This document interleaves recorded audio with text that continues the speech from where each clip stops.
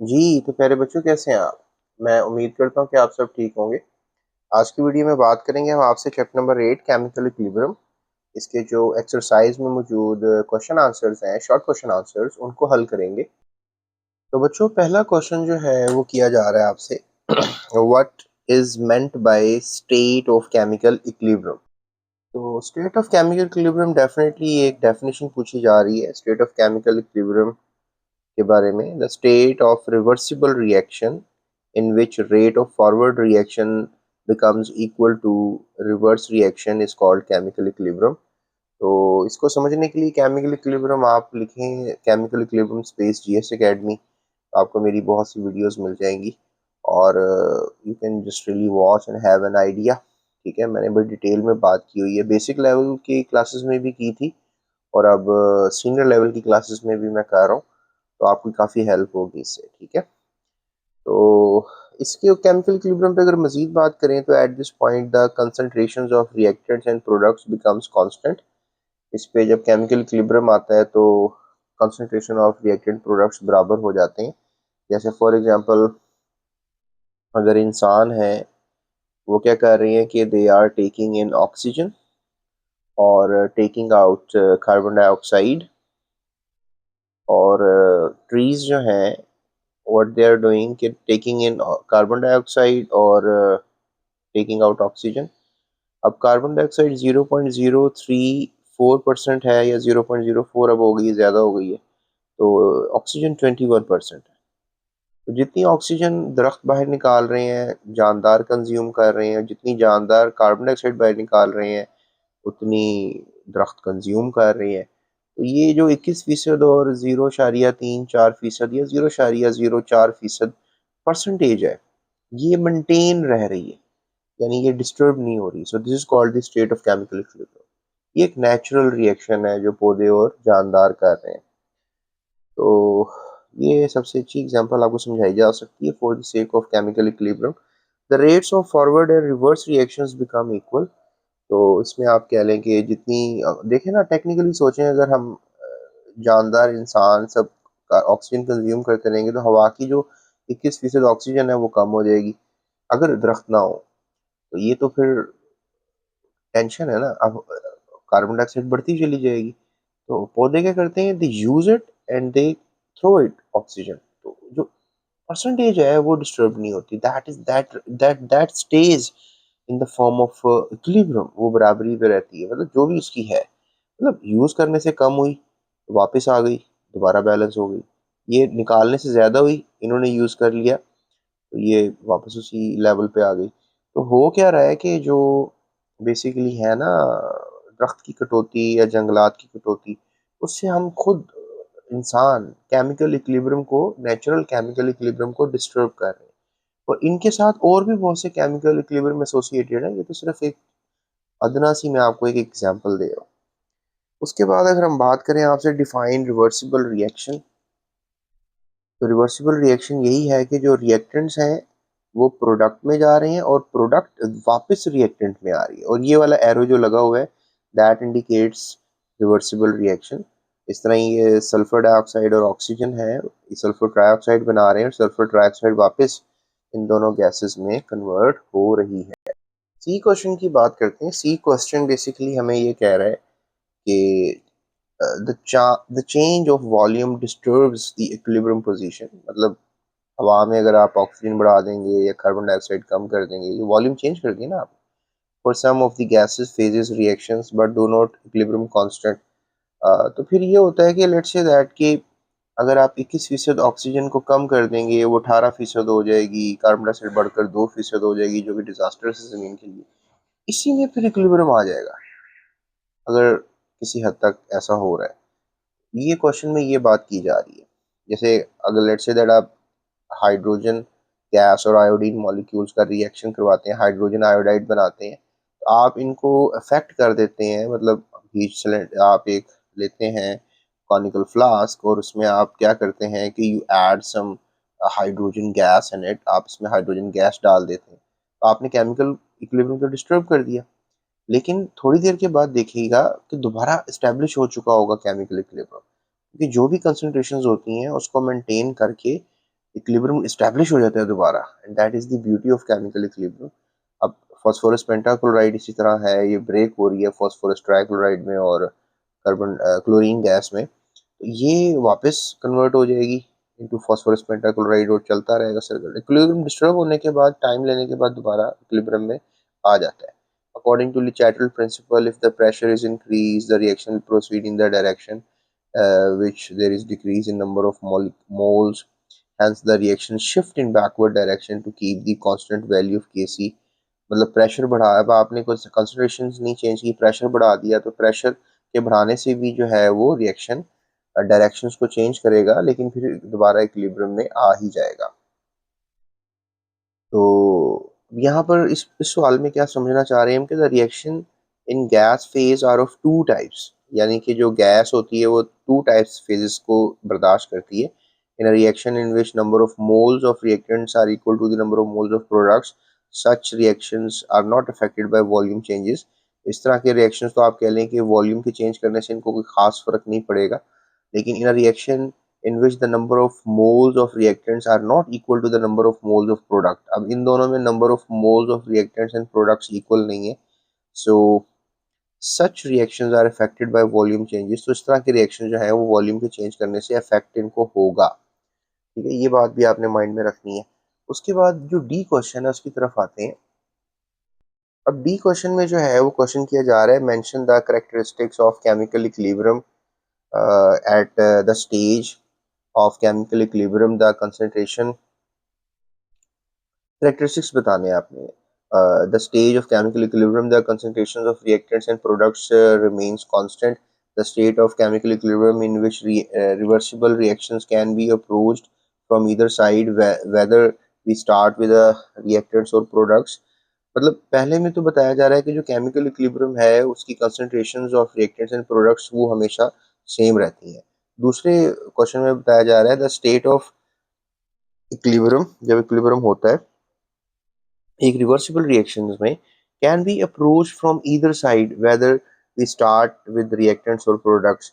तो इक्विलिब्रियम किसी भी साइड से आ सकता है। अगर आप तराजू पे कोई सामान तुलवा रहे होते हैं तो if you just really look at the balance, तो अगर आप कभी कभी सामान यहाँ पर ज़्यादा रख दें, जो पत्थर है 1 किलो का, तो आप यू कैन से कि यहाँ से इक्विलिब्रियम आ सकता है, बराबरी यहाँ से आ सकती है, और कभी कभी आप पहले सामान डाल दें बाद में पत्थर रख दें तो बराबरी, मतलब बराबरी जो है वो लेफ्ट साइड से भी आ सकती है और कहाँ से, राइट साइड से भी आ सकती है। मतलब रिएक्टेंट्स प्रोडक्ट में कन्वर्ट हो तो इक्विलिब्रियम आ जाए, या रिएक्टेंट प्रोडक्ट में हो गए तो प्रोडक्ट रिएक्टेंट में कन्वर्ट हो तो इक्विलिब्रियम आ जाए। मतलब equilibrium could be from any side, ये मैं बताना चाह रहा हूँ। और catalyst does not change the equilibrium position, catalyst जो है वो इक्विलिब्रियम को नहीं तब्दील कर सकते, and the equilibrium constant of the reaction, ना ही वो इक्विलिब्रियम कांस्टेंट को छेड़ सकते हैं। It helps to attain the equilibrium earlier. बस कैटलिस्ट ये करते हैं कि इक्विलिब्रियम लेट्स से दैट कि अगर 2 दिनों के बाद आ रहा है तो कैटलिस्ट लगाकर आप हीट बढ़ाकर आप जल्दी कर लें, इक्विलिब्रियम में लें रिएक्शन को। Catalyst are always helpful thing, biology में भी और केमिस्ट्री में भी। The value of equilibrium constant does not depend upon the initial concentration of the reactants। जो value of equilibrium constant होती है वो डिपेंड नहीं करती इनिशियल कंसंट्रेशन ऑफ रिएक्टेंट्स पर, यानी कि जो इनिशियल कंसंट्रेशन ऑफ रिएक्टेंट्स होती हैं उसके ऊपर value of equilibrium constant depend ही नहीं करती। इनिशियल कंसंट्रेशन आप जो भी ले लें, कम ले लें ज़्यादा ले लें, उस पर केमिकल इक्विलिब्रियम की वैल्यू डिपेंड नहीं करती। उसके बाद हमारे पास अगला क्वेश्चन है जी, reversible reaction attain the position of equilibrium which is dynamic in nature and not static, explain। यानी कि रिवर्सिबल रिएक्शन है, उसने इक्विलिब्रियम की पोजीशन ली है और वो डायनामिक इन नेचर, वो डायनामिक इन नेचर, डायनामिक यानी कि मोशन में है, एंड नॉट स्टैटिक, वो रुका हुआ नहीं है। अच्छा, ये भी बच्चों को ना समझ में आता है ये डायनामिक स्टैटिक क्या चल रहा है। बेटा ये जो हमें रिएक्शन नजर आ रहे होते हैं ना, जिस तरह मैंने भी आपको एग्जाम्पल दी है कि कैसे जो है मतलब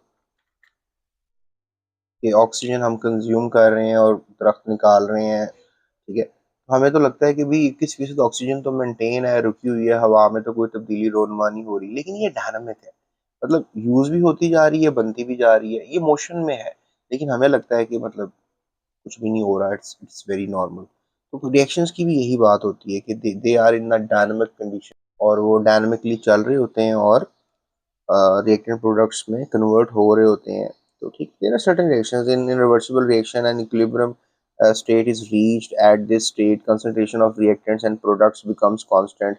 और जब इक्विलिब्रियम आ जाती है तो फिर रिएक्टेंट प्रोडक्ट्स की कंसंट्रेशन जो है वो बराबर हो जाती है. At equilibrium state both forward and reverse reactions are occurring at the same rate.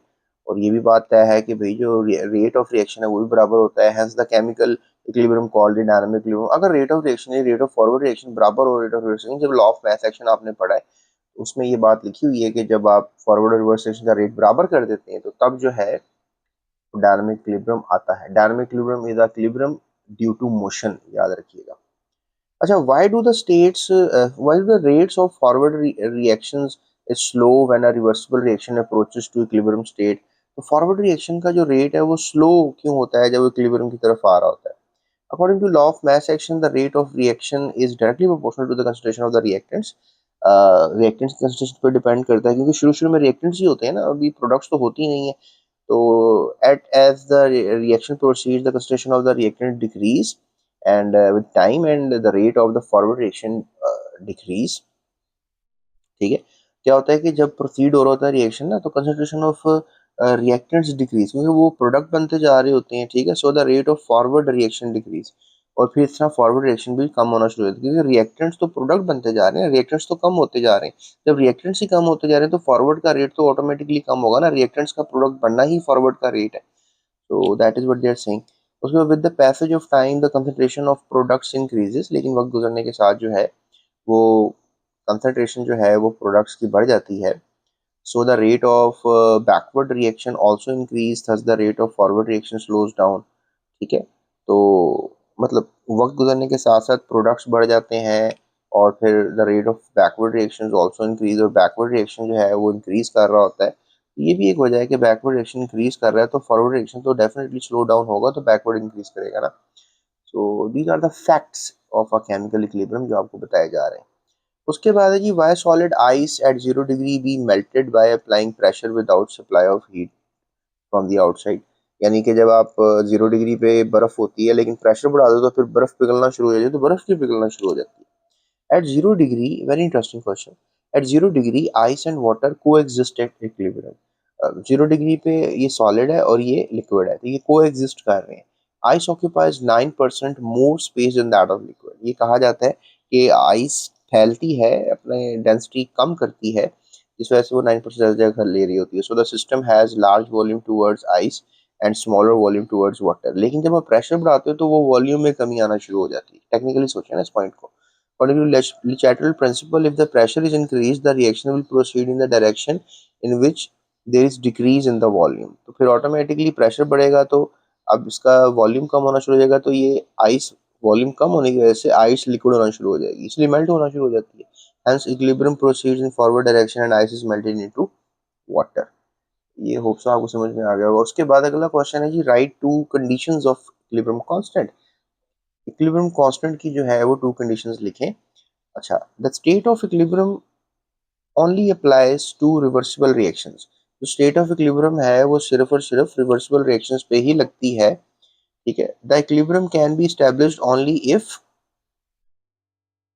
The reaction vessel is closed. और ये भी बात तय है कि अगर आपने रिएक्शन करना है, लेट्स से दैट आपने कोई कॉनिकल फ्लास्क या एक राउंड बॉटम फ्लास्क लिया है और उसमें अगर आपको रिएक्शन कर रहे हैं तो ऊपर से उसको बंद करना पड़ेगा ना. अगर आप इसको बंद नहीं करेंगे तो फिर सारी गैसेस जो भी मादा होगा वो बाहर जा सकता है, तो अंदर इक्विलिब्रियम जो है वो डिस्टर्ब हो जाएगा. ठीक है. इसलिए वेसल क्लोज होनी चाहिए. So no part of the reactants and products allowed to escape out. ये दो कंडीशन है इक्विलिब्रियम की, याद कर लें, बड़ी इंपॉर्टेंट सवाल है ये भी. तो बच्चों आखिरी क्वेश्चन की तरफ चलते हैं. वैसे मैं सोच रहा था कोई न्यूमेरिकल टाइप क्वेश्चन नहीं आया, वैसे न्यूमेरिकल चैप्टर के मैंने लहदा से आपको करवा दिए, होते भी न्यूमेरिकल रहता है, लेकिन वो वर्ड नहीं, शॉर्ट क्वेश्चन में भी कोई न्यूमेरिकल टाइप चीज़ होनी चाहिए. सो आ ही गया क्वेश्चन.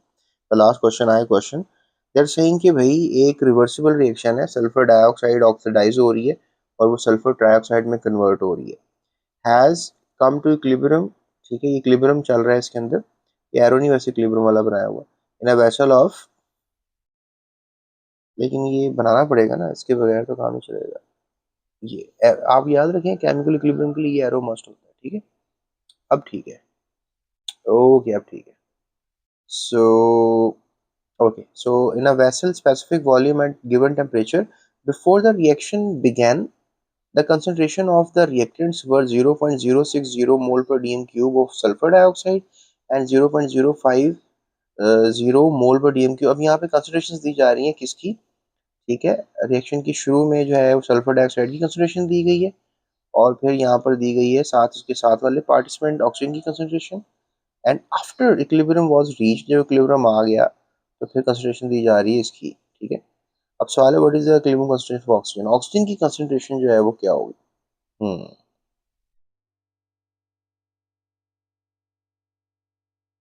अच्छा, अभी बिफोर द रिएक्शन बिगन की बात हो रही है ना, रिएक्शन अभी शुरू नहीं हुआ, तो सल्फर डाइऑक्साइड की कंसंट्रेशन ये है और ऑक्सीजन की ये है,